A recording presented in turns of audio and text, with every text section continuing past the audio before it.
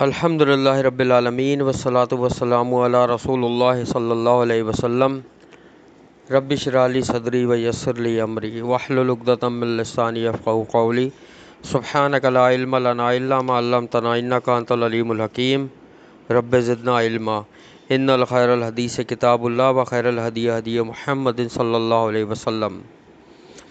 رمضان سے پہلے ہماری سورہ مومنون چل رہی تھی اور ہم نے اس کی آیت نمبر 73 تک تفسیر کر لی تھی۔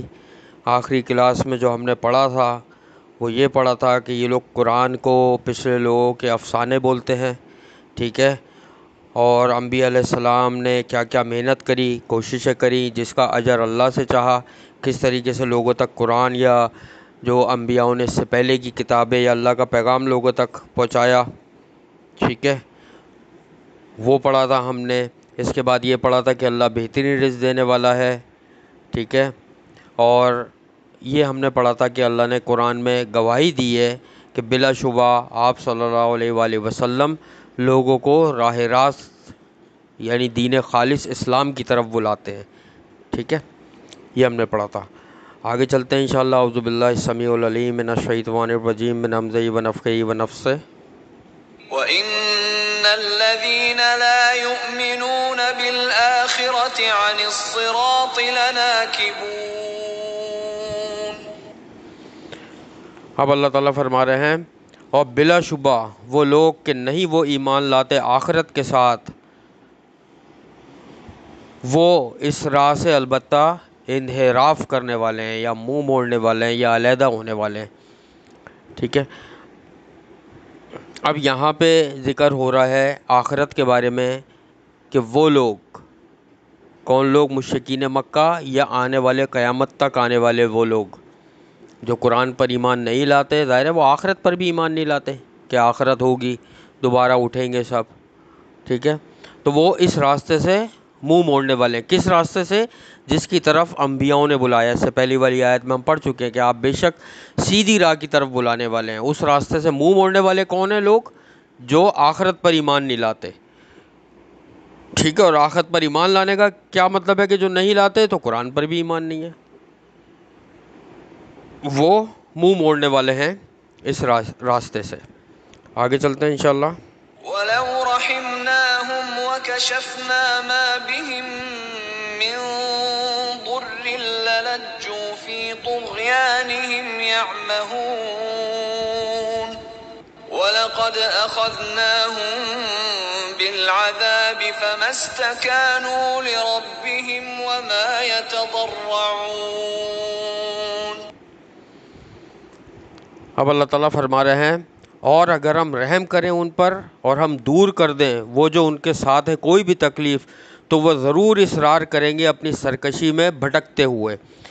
اللہ فرما رہے ہیں کہ اگر یہ لوگ جو مشکلات اور پریشانیوں کا جب شکار ہو جاتے ہیں، اگر اللہ تعالیٰ ان کی جب مشکل یا پریشانی کوئی چیز دور کر دیتا ہے نا، بیماری ہو، مشکل ہو، پریشانی ہو، تو وہ اپنی سرکشی میں اور بڑھ جاتے ہیں۔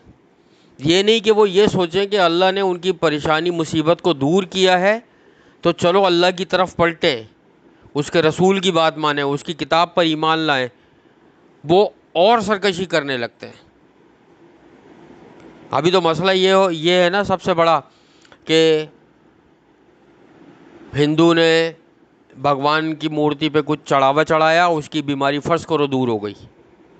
اللہ کیا فرما رہے ہیں؟ ہم دور کر دیں۔ اگر وہ سمجھتا ہے اس بھگوان کی وجہ سے دور ہوئی ہے، اس مورتی نے یا اس پتھر کے بت نے میری پریشانی دور کری ہے۔ یہاں سب سے بڑا مسئلہ یہی ہے کہ وہ دیکھتا ہی نہیں ہے جو اپنے لیے اٹھا کے اس کے منہ پہ جوتا گھما کے اگر مارو اس بت کے، وہ بچا لے گا کہ اپنے آپ کو؟ وہ سوچے تو صحیح کم سے کم کہ کیسے وہ دور کر سکتا ہے۔ اٹھا کے جوتا مارے اس کے منہ پہ اور وہ بچا کے دکھا دے اپنے آپ کو، لیکن پتہ نہیں کیا سوچ ہے کہ یہ اس نے میری پریشانی دور کر دی۔ کتنی بڑی جہالت ہے، یہ کیسے ہو سکتا ہے؟ تو اللہ فرما رہے ہیں اسی طریقے سے ہم دور کر رہے ہوتے ہیں پریشانیاں، لیکن وہ لوگ سرکشی میں بڑھتے جا رہے ہوتے ہیں۔ اور پھر اللہ فرماتا ہے اور البتہ تحقیق ہم نے پکڑا تھا انہیں عذاب کے ساتھ، تو نہ انہوں نے عاجزی کی اپنے رب کے سامنے اور نہ وہ گڑ گڑاتے تھے۔ کون سا عذاب؟ کیا ہوا تھا؟ یہ بات ہو رہی ہے غزوہ بدر کی، کہ جب مسلمانوں کے ہاتھوں بدترین شکست ہوئی تھی، ان کو 70 لوگ ان کے مارے گئے تھے، بلکہ نبی صلی اللہ علیہ وسلم نے، یاد ہے صحیح بخاری کی بھی حدیث ہے، میں نے بتایا تھا کہ ایک مشرکین کافروں کے لیے بد دعا کی تھی، اور کیا بد دعا کی تھی کہ یا اللہ جیسے حضرت یوسف علیہ السلام کی قوم پہ تو نے 7 سال تک قحط کا عذاب نازل کیا، ان کے اوپر بھی کر۔ اللہ تعالیٰ نے بارش کا ایک ایک قطرہ گرنے سے روک دیا۔ پتہ ہے کیا کیا تھا ان لوگوں نے؟ کیا حال ہو گیا تھا کہ یہ گایوں کی چمڑیاں تک ادھیڑ کے کھا گئے تھے، چمڑے پانی میں بھگو بھگو کے کھاتے تھے، گھاس کھا گئے تھے، درخت کے پتے کھانے لگے تھے، زمین چاٹنے لگے تھے، اور اتنے کمزور ہو گئے تھے کہ آسمان کی طرف سر اٹھاتے تھے تو ان کو دھواں دھواں نظر آتا تھا، جو سورہ دخان میں اس کا ذکر ہے۔ دخان کا مطلب ہوتا ہے دھواں۔ اتنے کمزور ہو گئے تھے۔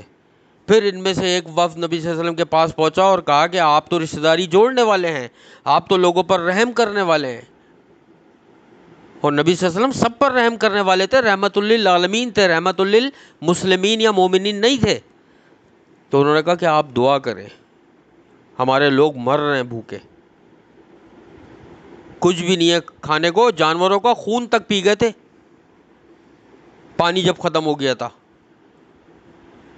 پھر نبی صلی اللہ علیہ وسلم نے اللہ تعالیٰ سے دعا کی اور اللہ تعالیٰ نے بھرپور بارش کری، پھر ان کی فصلیں آئیں، ان کے حالات بہتر ہوئے تھے۔ تو اللہ فرما رہے وہ وقت یاد نہیں کہ اپنی سرکشی میں یہ لوگ کس طریقے سے بھٹکے ہوئے تھے، اور اس کے بعد جب اللہ نے سزا دی تو گڑ گڑا رہے تھے، اور پھر اللہ تعالیٰ نے ان کا جو عذاب ہے وہ ٹال دیا تھا۔ آگے چلتے ہیں انشاءاللہ۔ حتى إذا فتحنا عليهم بابا ذا عذاب شديد إذا هم فيه مبلسون۔ اب اللہ فرما رہا ہے یہاں تک کہ جب ہم نے کھول دیا ان پر دروازہ بہت سخت عذاب والا، تو اسی وقت وہ اس میں نا امید ہونے والے ہو گئے۔ اب اس آیت کے جو ہے نا علماء کرام نے دونوں ترجمے کیے ہیں۔ اصل البیان میں بھی ہے کہ دنیاوی عذاب بھی مراد ہو سکتا ہے اور آخرت کا عذاب بھی مراد ہو سکتا ہے، کہ دنیا میں جب اللہ نے پکڑا اس عذاب سے، کون سے والے؟ وہی جو قحط آیا تھا، اور اسی طریقے سے جب اللہ آخرت میں پکڑے گا تو بھی نا امید ہو جائیں گے یہ لوگ۔ اور یہ تو طے ہے قرآن میں کہ جب قومیں، کافر قومیں، مشرک قومیں اٹھیں گی قیامت والے دن تو وہ نا امید ہو جائیں گی، بالکل وہ سمجھ جائیں گی یہ وہ چیز ہے جس کا ہمیں بتایا گیا تھا۔ مسلمان ذکر کرتے تھے، ہمارے آس پاس رہنے والے مسلمان نماز پڑھتے تھے، قرآن پڑھتے تھے، لیکن ہم نے ان کی باتیں نہیں مانی اور ان کو دین پر چھوڑ دیا ان کے، ہم اپنی پوجا پاٹ میں لگے رہے، اور آج ہم نا امید، اور واقعی وہ نا امید ہو جائیں گے اللہ کی ذات سے، اور اللہ ان کو نا امید کر دے گا اور ایسے بھلا دے گا جیسے انہوں نے ابھی دنیا میں اللہ کو بھلایا ہوا ہے۔ اور سوچو جب اللہ بھلا دے ان کو تو کیا حال ہوگا۔ اللہ سے دعا ہے اللہ تعالی ہمیں ان لوگوں میں شامل نہ کرے۔ آگے چلتے ہیں انشاءاللہ۔ وهو الذي أنشأ لكم السمع والأبصار والأفئدة قليلا ما تشكرون۔ اور وہی ہے اللہ جس نے پیدا کیا تمہارے لیے کان اور آنکھیں اور دل، اور بہت تھوڑا ہی تم شکر کرتے ہو۔ اب اللہ تعالیٰ اس میں فرما رہے ہیں توحید ربیت کا ذکر ہے کہ اللہ رب ہے جس نے انسانوں کو پیدا کیا، اس کے کان، آنکھ، ناک، دل، جسم، خون، کھال سب کچھ بنایا، اور اللہ تعالیٰ فرما رہے ہیں تم لوگ انتہائی کم شکر گزار بندے ہو۔ اور اللہ تعالیٰ واقعی قرآن میں ایک اور جگہ فرماتا ہے کہ اللہ کے شکر گزار بندے تو بہت کم ہیں۔ واقعی اس دنیا میں جو بہت کم بندے ہیں وہ اللہ کے شکر گزار بندے ہیں۔ عبادت گزار پھر بھی مل جائیں گے بندے، لیکن شکر گزار جو اللہ کے بندے ہیں نا، عبادت کے ساتھ شکر ادا کرنے والے بندے، ہر حال میں شکر ادا کرنے والے، وہ بہت کم ہیں، بہت ہی کم ہیں۔ تو اللہ تعالیٰ اس میں یاد دلا رہے ہیں چیزیں، یہ سب چیزیں اللہ کی بنائی ہوئی ہیں اور تم شکر ادا نہیں کرتے۔ وهو الذي ذرأكم في الأرض وإليه تحشرون۔ وهو الذي يحيي ويميت وله اختلاف الليل والنهار أفلا تعقلون۔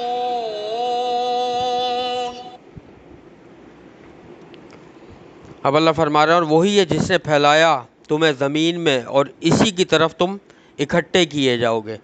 اللہ نے انسان بنایا۔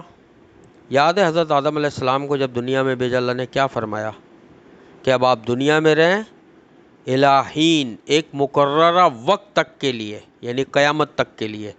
اور اللہ تعالیٰ نے زمین میں پھیلائیں آبادیاں، اور پھر اللہ فرما رہے ہیں کہ جب ہم اس کو سمیٹیں گے تو قیامت والے دن سب کو اٹھا کر اکٹھا کھڑا کر دیں گے، جتنے لوگ بھی حضرت آدم علیہ السلام سے لے کے آخری بچہ تک قیامت والے دن تک جو پیدا ہوگا، سب کو اٹھا کے اللہ کھڑا کر دے گا، کسی کو نہیں بھولے گا۔ کتنے اربوں خربوں کی آبادی ہوگی، یہ اللہ ہی کی شان ہے۔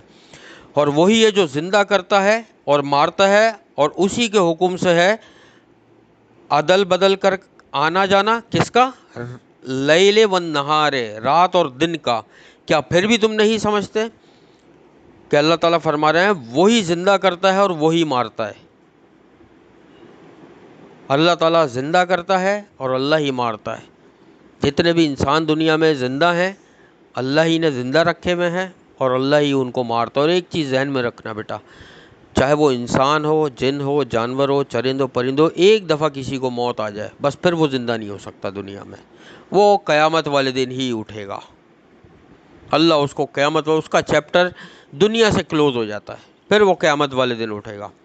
تو یہ اللہ ہی ہے جس نے زندہ رکھا ہوا ہے، اور وہی مارتا ہے، اور پھر قیامت والے دن اکٹھا کرے گا سب کو، اور اسی کے حکم سے دن اور رات بدل کر آتے جاتے ہیں۔ یہ نشانیاں اللہ تعالیٰ بتا رہا ہے۔ اللہ تعالیٰ فرما رہا ہے دیکھو رات اور دن چل رہے ہیں، تو خود سوچو، جو کافر ہیں وہ لوگ سوچیں تو صحیح کہ یہ کیسے ہو رہا ہے۔ کیا خود کوئی گاڑی خود بخود چلتی ہے؟ کیا کوئی مشین خود بخود چلتی اور رکتی ہے؟ اور عرصے سے چل رہی ہو، سالہ سال سے، کروڑوں سال سے، لیکن دنیا کا نظام کروڑوں سال سے ایسے ہی چل رہا ہے، تو کوئی تو چلانے والا ہے نا، لیکن غور و فکر نہیں کرتے۔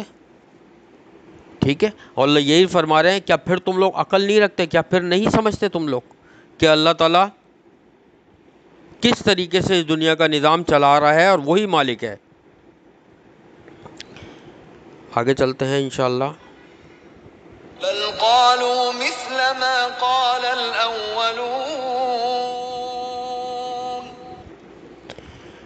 بلکہ انہوں نے کہا مثال اسی کی جو کہا تھا پہلوں نے، انہوں نے وہی بات کری جو پچھلوں نے کہی تھی۔ کیا بات؟ قرآن اپنی تفسیر خود پیش کرتا ہے۔ پچھلوں نے کیا بات کری تھی اگلی ہی آیت میں ہم پڑھ لیتے ہیں انشاءاللہ۔ قالوا أإذا متنا وكنا ترابا وعظاما أإنا لمبعوثون،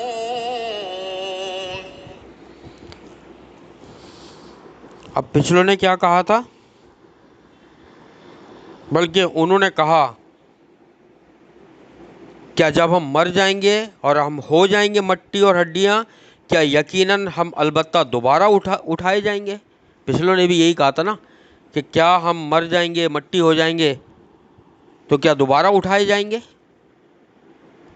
ایسے ہی لوگ یہی کہتے چلے آ رہے ہیں۔ اور پتہ ہے کیا کہتے ہیں؟ وہ یہ کہتے ہیں کہ بھائی اب قیامت آنی ہے تو اب تک آئی کیوں نہیں؟ کوئی بھی مرنے کے بعد اگر دوبارہ کیوں نہیں اٹھا؟ وہ اللہ تعالیٰ کی ایک وقت مقرر ہے قیامت کا، اور وہ اسی وقت آنی ہے، اور جب وہ آئے گی تو پھر لوگ یہ کہیں گے یہ وہی ہے جس کا وعدہ کیا گیا تھا۔